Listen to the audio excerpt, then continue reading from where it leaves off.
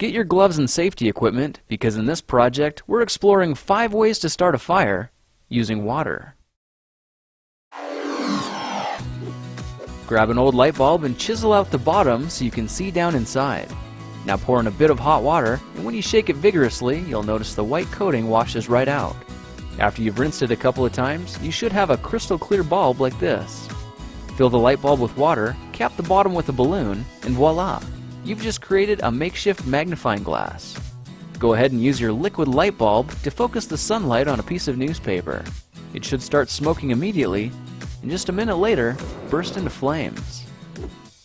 Find a small dish and line it with plastic wrap in a way that takes the shape of the bowl. You can add water until the bowl is nearly full and gather each of the plastic corners at the top.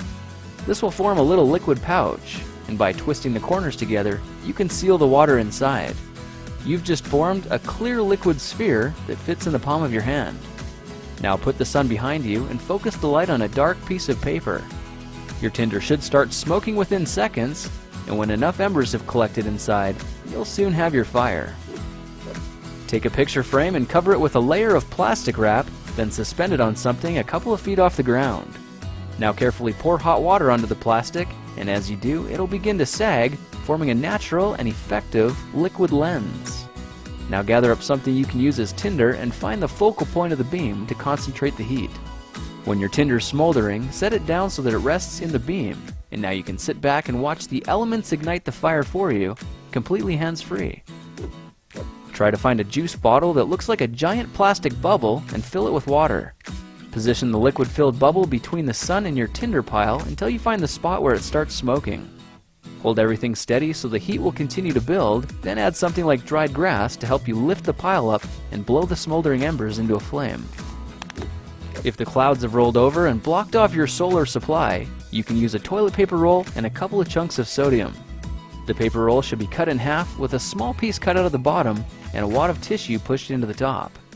We can use the lid of a jar as our starter base and cover it with 1 square of toilet paper and place the small bits of sodium in the middle.